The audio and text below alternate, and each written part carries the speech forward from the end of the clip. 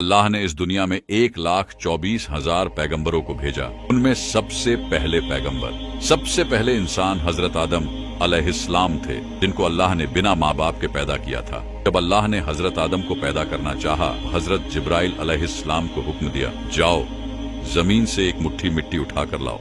जब हजरत जिब्राइल अलैहिस्सलाम ने जमीन से मिट्टी उठानी चाही तो जमीन ने कहा कि आप इस मिट्टी को क्यों लेना चाहते हैं? तो आपने बताया कि अल्लाह इस मिट्टी से इंसान को बनाएगा जो जमीन पर अल्लाह का खलीफा होगा। इस पर जमीन कहने लगी कि मैं अल्लाह की पनाह मांगती हूँ इस बात से कि मुझसे कुछ कम किया जाए कि मेरी कोई चीज खराब की जाए। तो हजरत जिब्राइल अलैहिस्सलाम बिना मिट्टी लिए वापस चले आए और अल्लाह से अर्ज की, ए मेरे रब, जमीन ने तेरी पनाह मांगी तो मैं तेरे नाम और तेरी इज्जत का अदब रखते हुए वापस आ गया और उसे पनाह दे दी। फिर अल्लाह ने हजरत मिकाइल को भेजा तो वो भी इसी तरह वापस आ गए। फिर अल्लाह ने हजरत इजराइल को भेजा। जब जमीन ने उनसे पनाह मांगी तो उन्होंने फरमाया कि मैं इस बात से अल्लाह की पनाह मांगता हूँ कि मैं उसके हुक्म पर अमल किए बगैर वापस चला जाऊं। फिर उन्होंने जमीन से मिट्टी ली और अल्लाह की बारगाह में हाजिर हो गए। तो अल्लाह ने हजरत इजराइल को रूह कब्ज करने का काम दे दिया और अल्लाह ने फरमाया, तूने ही इस मिट्टी को अलग किया है, अब तू ही इसे जमीन में मिलाएगा। और इस तरह इनका नाम मलाकुल मौत पड़ा। हमारे नबी इरशाद फरमाते हैं कि अल्लाह ने हजरत आदम को एक मुट्ठी मिट्टी से पैदा किया है जो पूरी जमीन से लाई गई थी, जिसमें लाल, सफेद, काली, नरम और सख्त मिट्टी शामिल थी।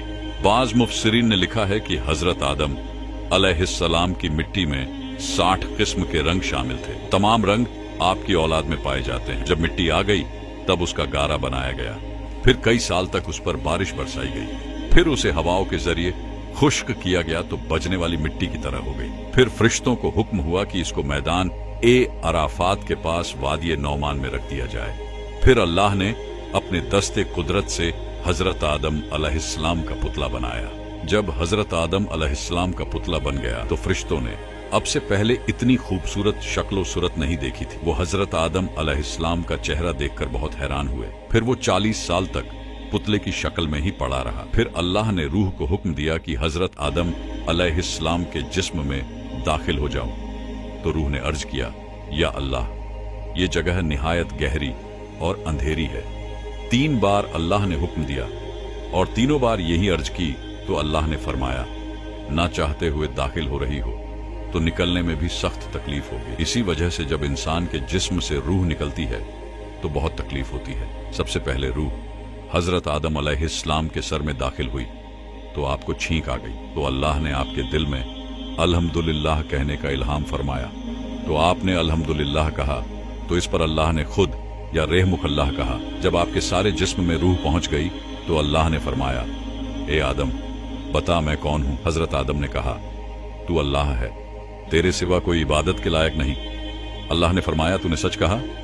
फिर अल्लाह ने हजरत आदम अलैहिस्सलाम को फरिश्तों की बैठी हुई जमात के पास भेजा और फरमाया, जाकर कहो अस्सलामु अलैकुम। तो उन्होंने फरिश्तों से कहा, अस्सलामु अलैकुम। तो इस पर फरिश्तों ने जवाब दिया, वालेकुम अस्सलाम रहमतुल्लाह। फिर अल्लाह ने फरमाया, ए आदम, ये तुम्हारा और तुम्हारी औलाद के बीच का सलाम है। तो इस तरह हजरत आदम अलैहिस्सलाम की तख्लीक हुई।